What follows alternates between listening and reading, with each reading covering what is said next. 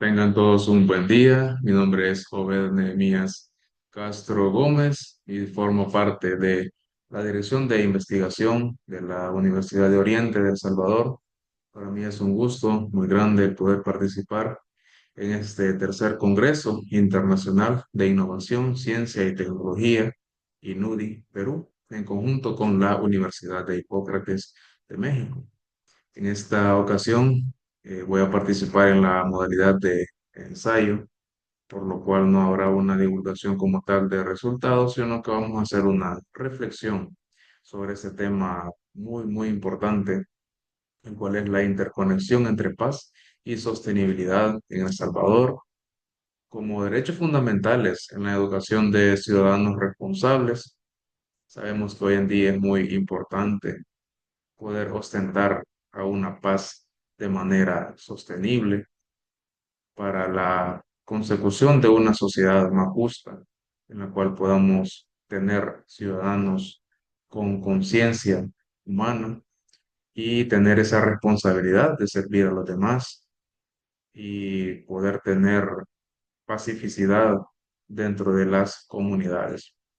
Vamos a ver un poco acerca de cómo ha venido evolucionando la paz en El Salvador a raíz de unos acuerdos de paz que se dieron, así como también régimen de excepciones aprobados por la Asamblea Legislativa. En fin, vamos a ver un poco acerca de lo interno de El Salvador, así como también de manera holística el concepto de paz y sostenibilidad. Bien, tenemos que entender en primer lugar qué es paz. Muchas veces nos vamos por un concepto errado, el cual manifiestan que tenemos paz, sí, porque hay ausencia de guerra. No obstante, no tenemos que limitarnos hasta ese punto de decir que paz es ausencia de guerra. Algunos autores lo manejan de la siguiente manera, categorizando la paz como paz positiva y paz negativa, enfocándose en primer lugar en cuanto a la paz positiva, que es aquella manera en la cual las personas buscan tener un ambiente pacífico mediante la resolución de problemas como métodos alternos para solucionar los conflictos, así como también proponen ideas que inculcan el diálogo para poder pactar la paz. Por el contrario, tenemos la paz negativa que se limita a ese concepto errado que por mucho tiempo hemos tenido, el cual es únicamente ausencia de guerra, en la cual no se enfocan directamente en inculcar una paz de manera sostenible, sino que únicamente decir, paremos a la guerra por un momento sin pensar a futuro en que ya no exista la guerra, sino que solamente parar por un tiempo determinado y más adelante volver a promocionar esos actos bélicos que causan tanto daño a la población.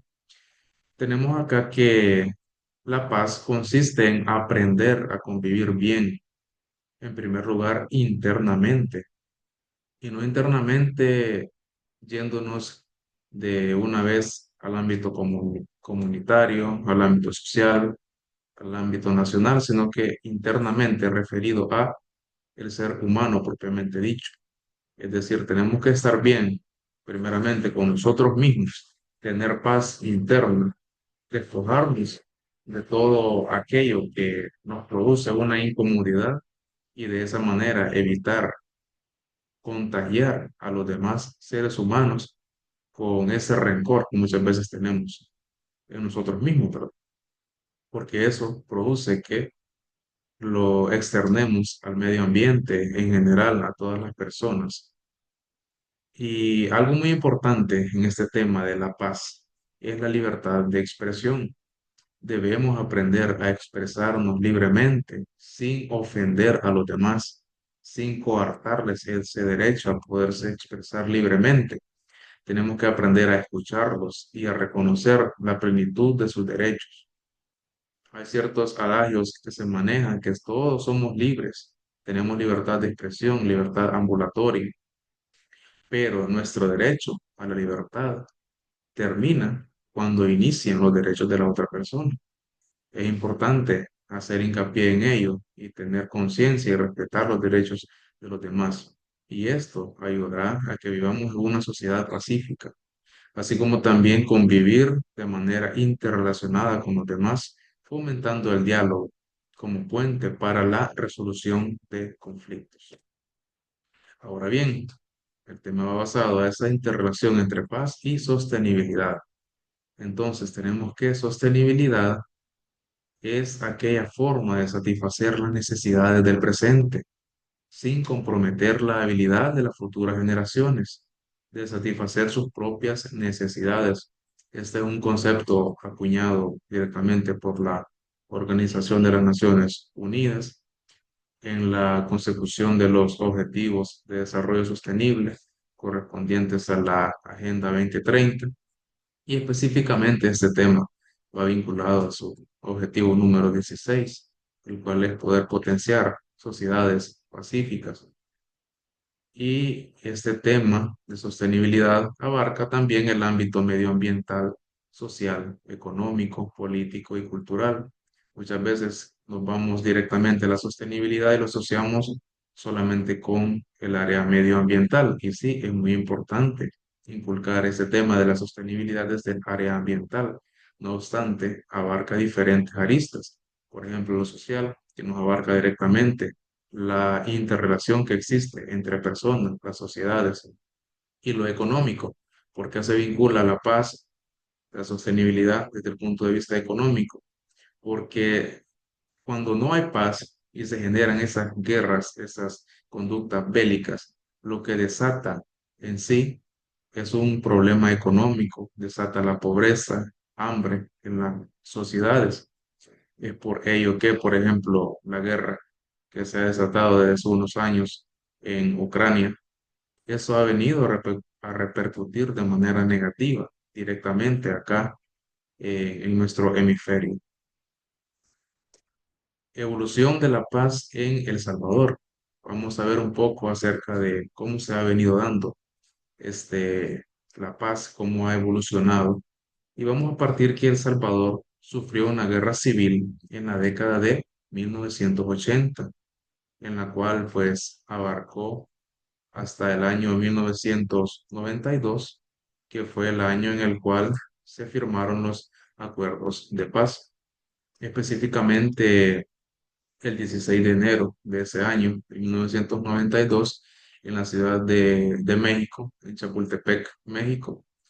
Fue ahí donde se acordó que se firmarían los acuerdos de paz entre el gobierno de El Salvador y el Frente Farabundo Martí para la Liberación Nacional, que fue con quien había potenciado la guerrilla, se había levantado parte de la población en contra del gobierno por actos que ellos consideraban que eran en detrimento hacia la población, ¿verdad?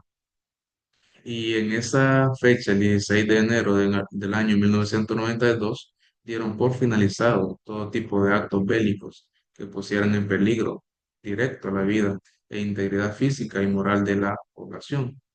No obstante, muchas personas consideran que, pues, esos acuerdos nada más fue un pacto a conveniencia entre ellos, ¿verdad? Entre el gobierno y las cúpulas de la guerrilla.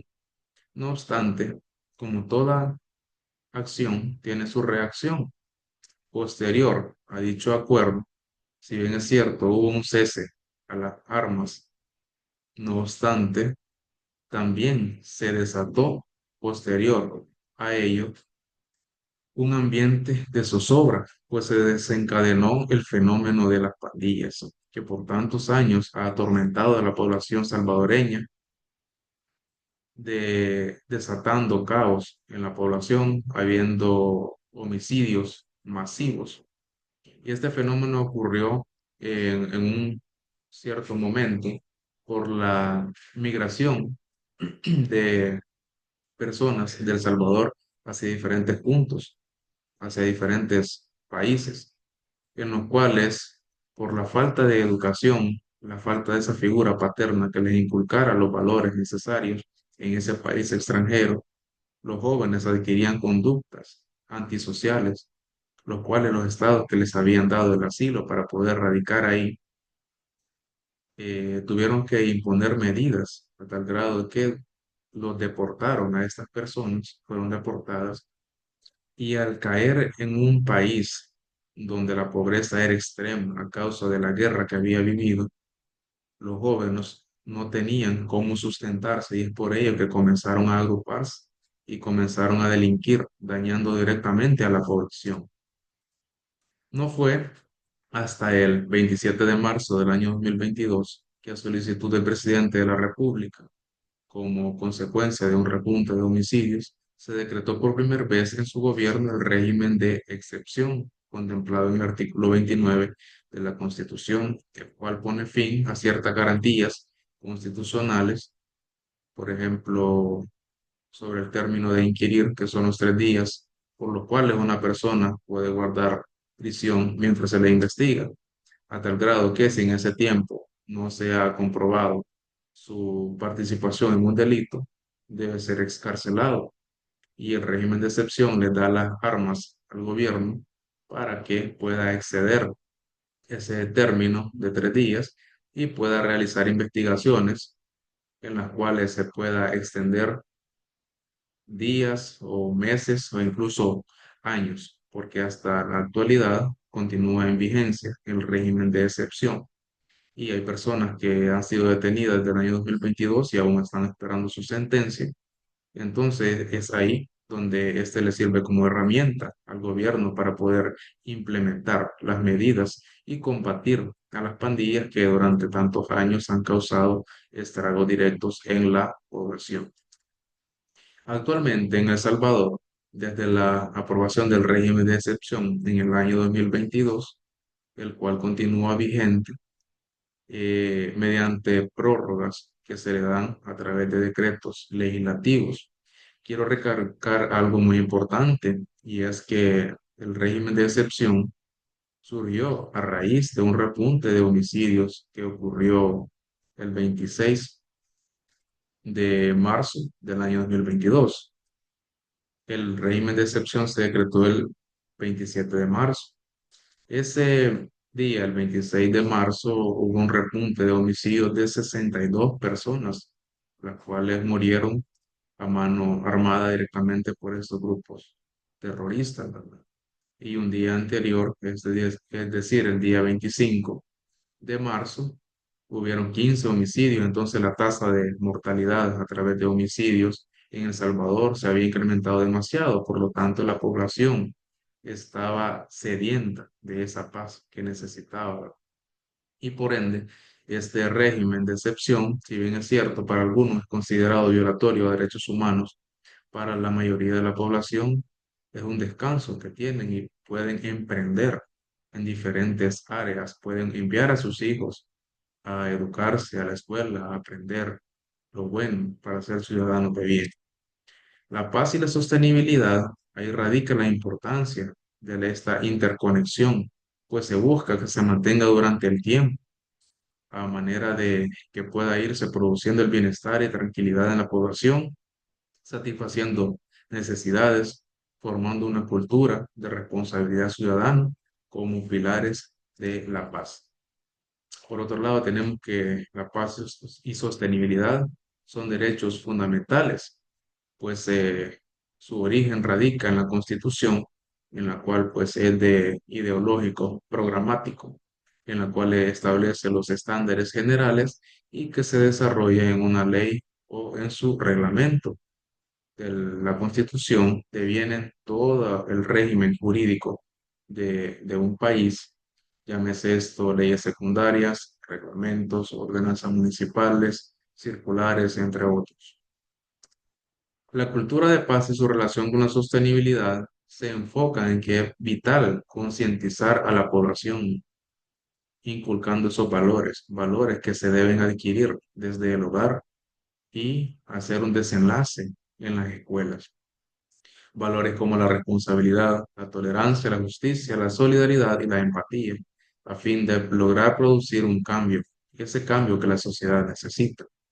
A manera de conclusión, tenemos que es importante concientizar a la población sobre la cultura de paz para vivir en un ambiente sano y sin preocupaciones. Debemos motivar a la población a fundamentarse en esa paz sostenible, ya que es una necesidad que debe persistir durante el transcurso del tiempo. Además, debemos de incentivar desde las aulas, pero primeramente desde nuestros hogares, e inculcar a los niños en que aprendan esos valores, que los formen como personas de bien. Bueno, con estas conclusiones he finalizado esta ponencia. No me queda más que agradecerles por este espacio, agradecer a las autoridades de la Universidad de Oriente también por permitirnos y darnos las herramientas necesarias para participar en este tipo de congreso en el cual se intercambia información de gran valor. Muchas gracias directamente a INUDI y a la Universidad de Hipócrates por dejarnos participar, por ser parte de este tercer Congreso Internacional de Innovación, Ciencia y Tecnología 2025.